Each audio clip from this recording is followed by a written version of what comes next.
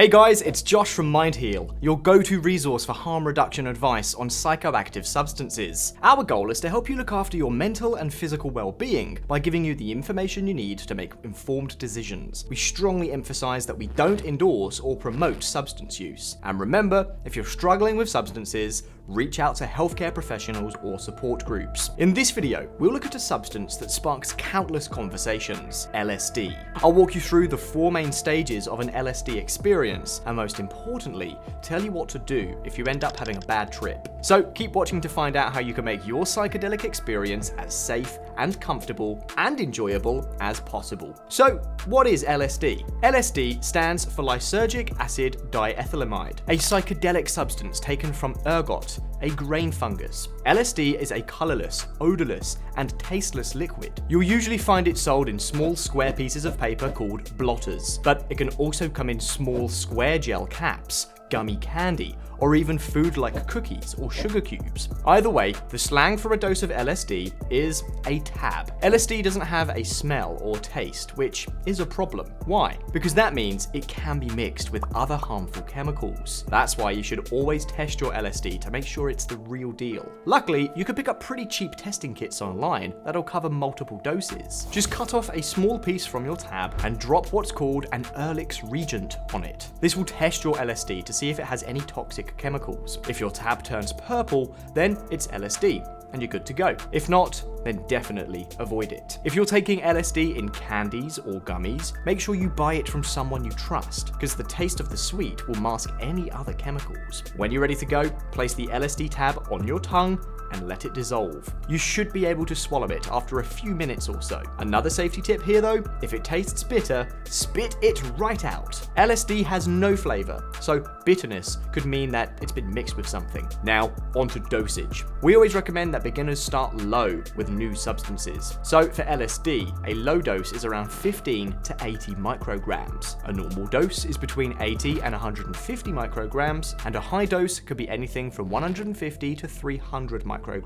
It can be difficult to work out how strong a tab is though, so ask your source to give you an idea. It's also worth bearing in mind that if your dose is very low, you may not experience all of the stages of the LSD trip that I'll cover in this video, like intense visuals, for example. High doses, however, especially for beginners, can really increase the chances of a bad trip, so look for a sweet spot where you feel comfortable. Also, avoid mixing LSD with other drugs like alcohol, marijuana, or prescription medicines like antidepressants. This is because, firstly, they can alter the LSD's effect, which means you won't get the full experience, and they can also increase confusion and paranoia, which, if you guessed, leads to a bad trip. So now to the part that everyone always wants to know: what is an LSD trip like, and what happens? Everyone has an opinion about this, but generally, the LSD experience can be broken down into 4 main stages. The first stage is the come-up, which usually starts around 15 to 90 minutes after taking LSD. The effects are pretty slight at this point. You might start getting some visuals like trailing lights, and things like the walls or the carpets shifting a bit. You'll probably feel some heightened emotions by this point too. Some people start to laugh a lot. Others can feel anxious. If you do get negative feelings though,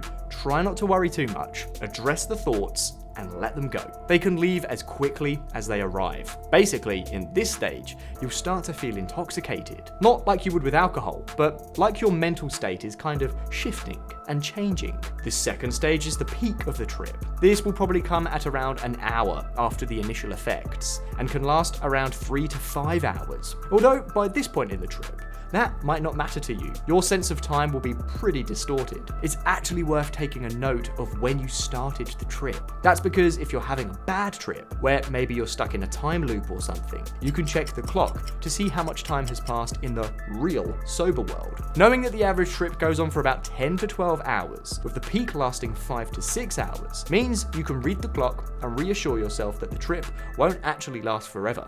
The peak is also where the visuals are at their strongest, both with your eyes opened and closed, depending on the dose you took, and you'll be more suggestible. So that means positive and negative experiences can come and go really quickly. Another thing to expect here is that your senses will combine. Maybe you've heard of people smelling colors or seeing sounds on LSD before. The third stage is the come down, which normally lasts about 3 to 5 hours. This is where the height of the effects in the peak begin to calm down.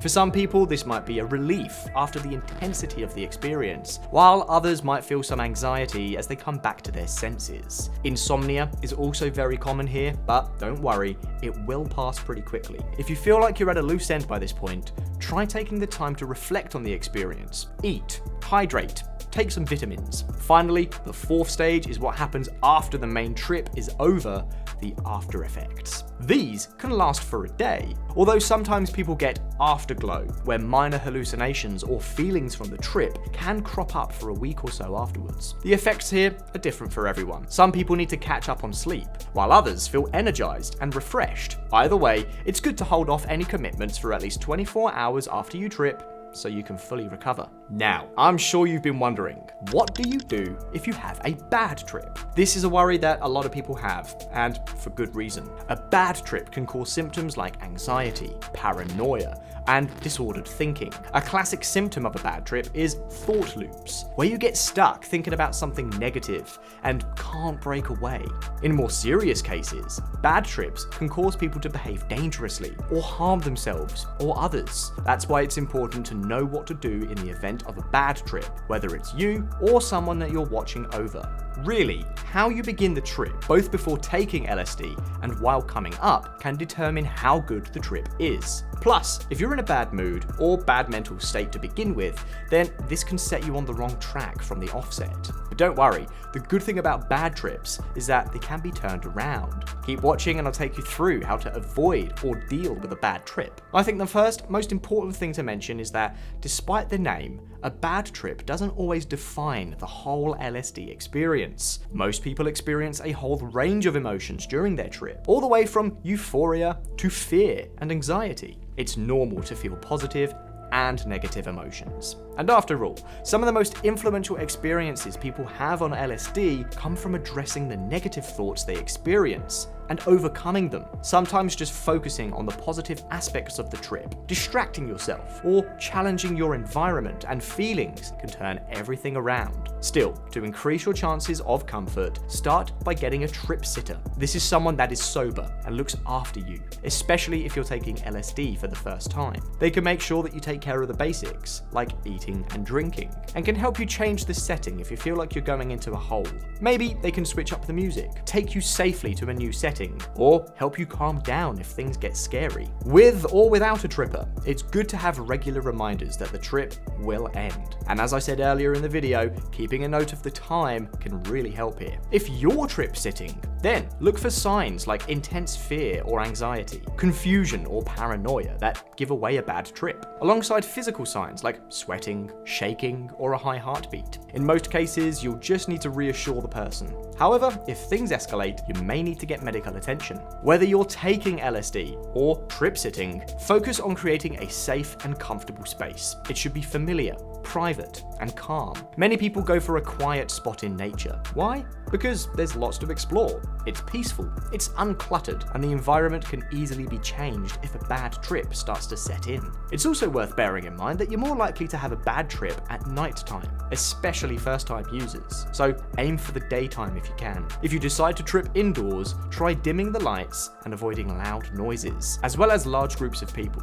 Also make sure the room is clean. That pile of clothes that you forgot to pick up can start to bug you and become a feeling that spirals into a bad trip. If a bad trip does come about, keep calm. That goes for trip sitters and users. Simple words of reassurance, even if they're self-directed, will help. If you're looking after someone else, don't make false promises or judgments, just offer distractions, support, and physical comfort. It's important that you stay with someone on a bad trip at all times to make sure that they're safe. Be aware of your surroundings, ask for help from others, and take breaks if you need to. Even though a lot of the battle with a bad trip happens internally, the environment still makes a big difference on LSD. Sometimes just a change of room can really turn things around. Finally, if things seem really bad and are not getting any better, then there's no shame in calling in medical or professional help. If necessary, call emergency services or crisis helplines. Healthcare professionals can prescribe drugs like benzodiazepines that can stop the trip. So there it is. That's a lot of information, but we've covered the basics of an LSD trip and how to make sure your experience is as safe and enjoyable as possible. Once again, if you're struggling with any substance misuse, reach out to healthcare professionals, addiction specialists,